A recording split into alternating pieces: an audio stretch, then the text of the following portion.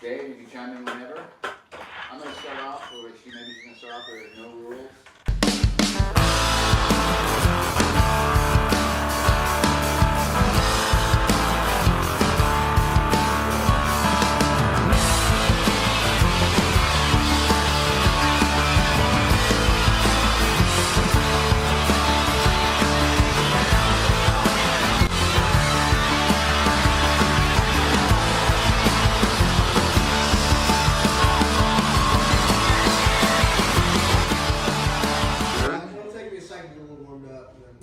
So that one's going. Okay, I think we got everything we need. No, as long as you're good. You're good? Yeah. What do you want to talk about? Is record going on the? I don't know. Alex, Yeah. tell me why you haven't released any of your music for a while. Well, it's complicated, dude. It's one of those things. Oh. Well, I mean, I just wanted to copy some of your excuses. Well, what happened was my mom met my dad, and then they did it, and then I came out of my mom, and 40 years later, I have a bunch of records that are going to come out. They're going to come out at once on Mother West. 2008, Love Is Dead. I did some live records in between there, which was live at Rockwood Music Hall, live at Eddie's Attic in Atlanta. And then I did a couple of magazine EPs, which were like early studio demos, and also some live cuts from Belly Up in Aspen, Colorado back in 2006, I think it was. And then did Emporia in 2011, and then did a bunch of touring after Emporia, and most of it was overseas. And then came back and sort of took some time off because I was a little bit burnt out. A little bit jaded. There was a lot of things that happened, but for the most part, there was a lot of live music that happened in between Emporia and when I started writing night movies at Beach 97, which started out as a love letter to my ex-girlfriend. I've always written about love and trouble. And then, fascinating thing happened to me in that whole thing. It wasn't just then. Intuitively, I was always writing about, reality and my interfacing with reality and what I thought this place is that we exist in and walk around in. There's a song on Awful Joy, Jukebox Heart. Space Mail, I think it references in that one. There's songs on Love Is Dead, The Road You Left On. I've always been I've always been a space nerd. I've always been fascinated with outer space. Well, I have a question about that. Like, how much of those are those songs also potential prophecy, projections into the future? When I go back to the words and I look at them, I have these moments where I'm like, how could I have written that back then when I don't know the things that I know now? And was I guess, writing to something I couldn't see back then, because I was still writing love songs. They were all love songs. Why are these weird passages coming up, that are just totally out of whack with like a regular love song? And I think part of it was I was fascinated with, cosmology. I was fascinated with, all things, not of this place. It's intermixed in there. You can see it on the, Waves and Tides on Emporia is a classic example of me just being fascinated with the intertwining of time with water and tides and waves, but it was still a love song. I was still, singing about love and trouble and, doing character studies of different people and talking about things that I just like to talk about. So, it was weird going into after having not done a record for, it would have been 6 years at that point in time, starting to write night movies at Beach 97, because it really was like a total character study and a love letter to my ex-girlfriend. But what the weird thing that started happening in that time period, and this would have been about 2017, is I had been exploring you know, a new way to counter reality, as it were, or my cosmology, my perspective on cosmology changed in such a sea change of a way that it bled into the songs more so on this one than ever before. And so, you know, I didn't let it affect the love and the richness of the songs I was writing, but damn, it was coming in there. I mean, it was just dropping in there, and I couldn't stop it. I mean, you know my songs, Dave. I mean, Yeah. like you've heard all these things before. It's like when that one line comes in, you just can't stop it. Nope. You know, and so this, you know, Night Movies Beach 97 went on from 2017 to around 2019, and we had made a lot of preparations to release it. I'd been over to Germany a couple of times getting everybody ready for, hey, it's a new record. This is interesting new stuff. And the event in 2020 happened, and we had actually just got it out on digital distribution everywhere.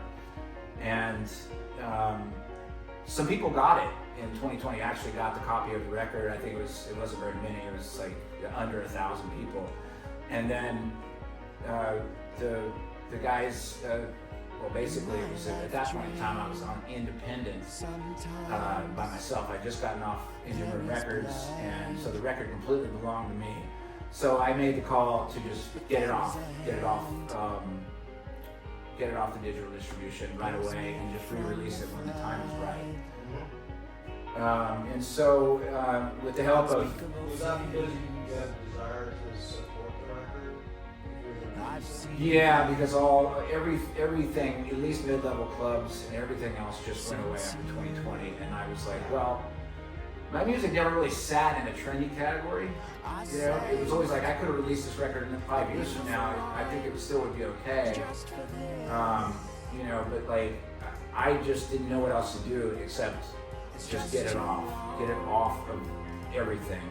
And Charles at Mother West, who picked up all of my entire catalog, you know, this would have been 2 or 3 years ago. Yeah, I told him, I said, look, I'm just going to sit on this thing and wait and see what happens. And, you know, that was 2.5 years ago, and now seems to be about the right time to put it out. One of the songs has already been, it's already all over the airwaves, but there's 11 more songs that nobody's heard. And I can't stop that once it goes out. It's just out there. But there is a brand new way that I'm looking at reality, and a brand new way that I'm basically interfacing with this place that I walk around in. It turned into both this love letter to an ex-girlfriend, a bunch of character studies, and it also turned into a love letter to FE. So like I essentially just said, hey, look, this is the right time. This is the right place. So like, put out this record, and a lot of people already know one song from it. There's 11 more, and that same bleeding of lyrics that happened early on, maybe intuitively or from foresight or something, splashes forward a lot in this record. You know, I don't write about this stuff on the nose. I still write about Love and Trouble, and I like rock and roll, you know, and so like. Concept record. I don't think it's a concept record. I think it's more, you know, a love letter to what happened between 2017 and 2020, and this feels like the right time to fuck it, put it out. Do you think maybe the record is a love letter to your own self?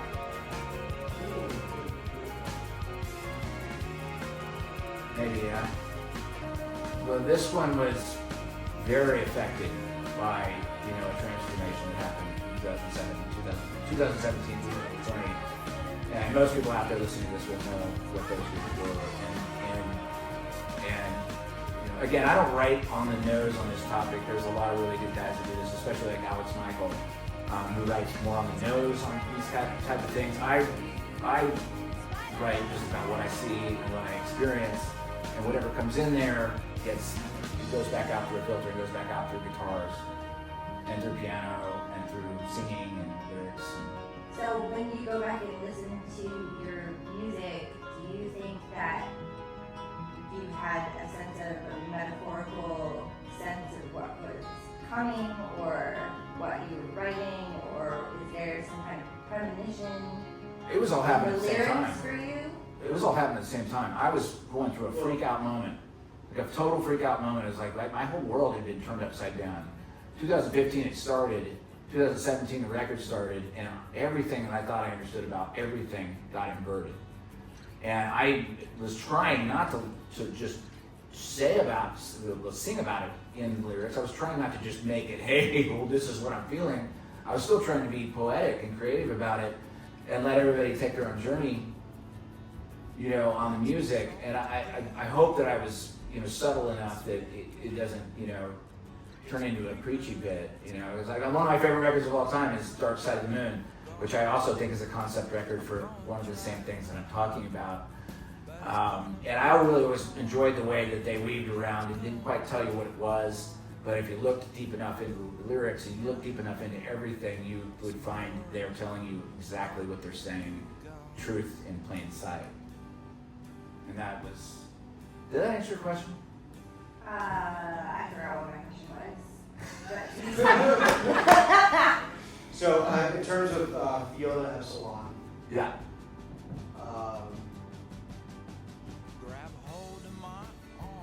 does that summarize a sense of kind of basic betrayal?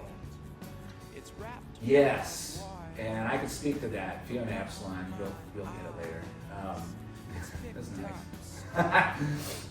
No, actually, when I wrote the song Myres, I had spent a great deal of time with a guy named Richard Hoagland, who had done extensive research on Myres. And 2 years of it I spent. And because I'm your classic ex-space nerd at this point in time. And I'd spent 2 years looking at this stuff because I was always interested in what's above us, the supernatural that exists above us. And you know, when I found out, you know, this guy was, you know, nothing more than a snake oil salesman, you know, a lot of things started getting triggered. And I felt betrayal from the system in general that you know, over the course of many generations, like, told us it was a different way. And you know, without getting preachy on it or anything, 'cause I don't really like to do that stuff. You know, there's a brand new world out there to discover, and I just wrote about it. That's what I did. I just wrote about it and said what I thought, I felt, and you know, it got mixed up with a bunch of love songs. It got mixed up with, you know, a bunch of me just talking about hanging out at the beach in Brooklyn, and it turned into this record. And I think it's the right time, you know, to put it out. I could have waited another 3 years. This wasn't determinant on trend factors or anything like that. You know. So where did the inspiration come from for the lyrics in this record? Where did you draw the inspiration from? Firstly, I'll tell you what was that said "get off your ass" and write some more music was Olaf, who's my booking guy in Germany. He's like, you need to get off your ass and start writing some music. And I didn't want to. I was like, I had been through so many records and so much touring. I was like, I kind of feel like, you know, I was almost to the point where I was like, you know what, I'll play music at home. I've done enough. And he said, you need to get off your ass and write another record. So I forced myself, even though I was off the label, I forced myself to go into the studio and just throw as much shit together as I could in the course of like 6 months, which turned into like 2 years. Pause for a second. Okay, cool, yeah. And you said, when you were asking about the inspiration, like, well, Olaf was the one that got me off my ass and said, you need to make another record. But then you would ask me another question, what was it? The inspiration, like, what would inspire everybody else to listen to this album? Oh, yeah. So, I mean, if you're already a fan of my music, it's just another extension of like what I've been doing. I used to sing about crazy ass shit and love gone bad and all that stuff. But where do your lyrics come from? I don't fucking know. Yeah. That's a hard question to I answer. don't fucking know. I'll say that. The ether? Yeah, that's exactly right. Exactly right. Yeah. So like, here's a feather. Thanks. So yeah, well, I mean, yeah, and well, if you're listening to it, like, you know, it's both. You feel like you're in a place at a certain time with a bunch of great characters. You feel like you might experience like, you know, maybe some of the experiences I've experienced in love and everything else, but also like you can. The best I can say is you can watch a transformation of music go through a thing where it's being affected by something much bigger than I've ever written about before. Like a And tsunami. tsunami. I don't know if tsunami is right. It's more like a drip flood. Like, wait, what's that Chinese torture? Yeah, Actually, no, something lyrics, like that. lyrics can be like that. Yeah. Again. They burn like a hole in your head. Until they come out, and half the time you're like, how the hell did I even say that? Yeah. Like, where did that come from? What was that? But Have you ever woken up at like 3 in the morning and just had to like get those words down? yeah, I'll take a mental imprint. I don't think I've ever rolled over in bed and just like wrote down the words, but if it was powerful enough, like I would make a mental note. And you know, I built around certain lines, like a single line. Yeah. You know, but like for night movies, you know, there was some supernatural shit going on. I don't know what it was, but there was stuff coming out of me that I didn't know what I was talking about. I was like, what the fuck am I talking about? This doesn't make any sense to the first few lines. And then, you know, as you move through a song, it unpack it. Yeah, it kind of unpacks and kind of does its thing, and then you know, after that, you kind of just sit back and, you know, you almost listen to it for a year and you're like, what the fuck was I talking about? But then it starts to come to you and you're like, oh, that's like that. I see it this way, and you can tell me how you feel about this. It's like you're presented with a knot, and then you untie it. You know, with the song, it becomes a braid. Yes, that's 100%. It's a puzzle. Every song is a puzzle, you know. But once complete, you just have to let it be and sit back from it. And then if you get some distance from it, you're like, okay, I didn't do bad at unpacking that. I really didn't do too bad. You know, you get too close to it, you're like, man, fuck this shit. And then you want to throw your guitar out the window. yeah. Absolutely. Do you have a favorite lyric? I got one. I'll throw it there. You can throw it out because I don't know how to do mine. I Sounds thought like it was it's- Myres was close, but it's actually Myres is close. Mars is close. For me, at least, it sounds like the truth smells like a lie. Yeah, it's a good one. Yeah. That's something that's stuck with me about, and kind of cements this idea about emotional intuition. Yeah, that's good. I mean, like, I've lived in that world for a long time, but it's, you know, here we are, it's 2025, this record was supposed to come out in 2020, and, you know, we're going to put it out, and, you know, I think a lot of people are going to like it, and, You know, that's really interesting. It's supposed to come out in 2025, and there's always that question of like, where were you 5 years ago?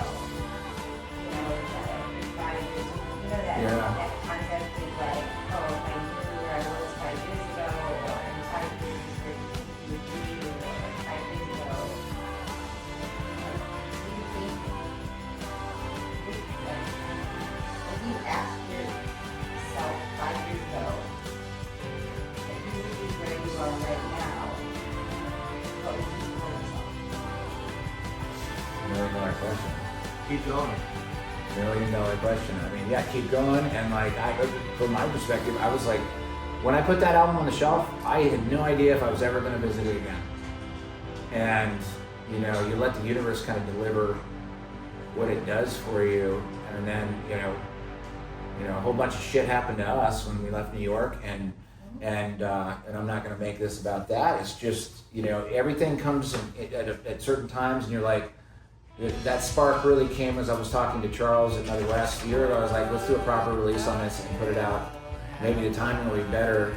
And, you know, the one thing I want to say about it, and I know there's a lot of people out there that will get this, is like, you'll relate you know, because I think there's a lot of people out there that went through the same thing that I did. And I basically just played this the best way I could without, you know, being too far on the nose and just, you know, still keeping it grounded in such a way that like everybody could get it, you know.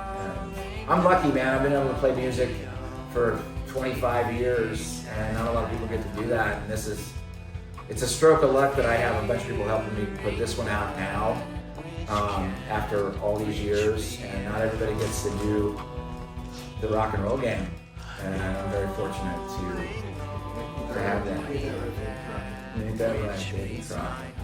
So anyway, there So- you go. We're lucky that you've gotten to where you We're all lucky for that. Thank you. I appreciate that. Thank you. So, what would you say is the biggest sort of hardship in the last 5 years? Well, I mean, other than you know, having a U-Haul hijacked with every single thing I've ever owned for 20 years, and you too. No, I think like the biggest thing that Besides that. the biggest trauma. It's not really trauma. It's just big growth. Is what we're going Okay, let me rephrase that question. What do you think is the most that you've grown since you recorded this album? Like, what is, if you could merge who you were then to who you are now, and this album is sort of the apex of it, what is the proudest point that you have? You mean versus what I was versus what I am now? No, the album. Like, well, yeah, I guess. Well, I mean, there's an extensive amount of humility that came. So what if the world wasn't ready for this album yet? I mean, we could wait another 5 years. Or the world will just start listening 5 years from now. Yeah, I know. Right? Because Depending time on is the timeline. relative. Exactly. Thank you. Yeah. That's what I'm coming from. So Doesn't matter. It's got to got that. maybe we're ahead of the curves on this whole album. I like that language you used there. Yeah, in a sense Have the curve. Yeah. All right. where you weren't ready for this album to come out, but now you are. And Yeah. So when's the next album coming out? I'm not even fucking thinking. But anyway, yeah. So Why do you like to play music? oh, it's my favorite thing to do. You know, with the clothes on. You know, it's the best thing to do as long as you have the clothes on. You know. Have you ever played music Have you ever played- naked? I have not. Oh my Apparently, God. the Red Hot Chili Peppers have already mastered that. The sock? Yeah, the sock. Wait a second, you've never played music naked? No. No. Okay, guys. This isn't going on the interview. though. We're gonna go to OnlyFans now. Anyway. Yeah, August 1st, 2025. There's going to be the entire catalog. They're going all the way back to 2003, and it's going on in Mother West, and there'll be.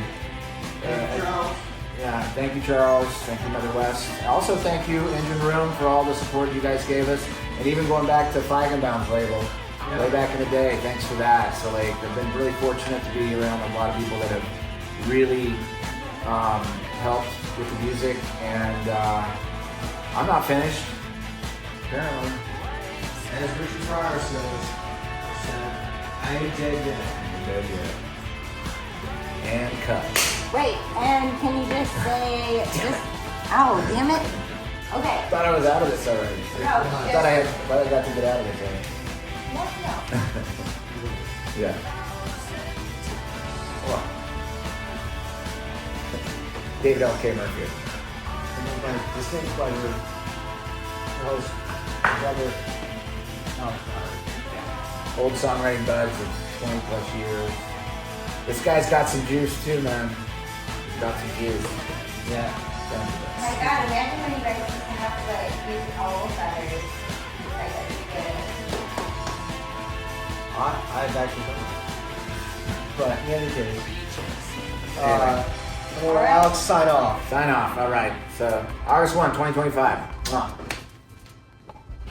August 1, 2025. A love letter to everything And everybody. And everybody. and everybody. And what did you say? Something epsilon?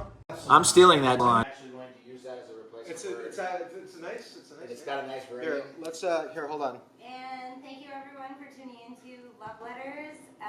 Stay tuned for Alex Lowry's new release of, what is the name of the album? Nightmare. Oh my God.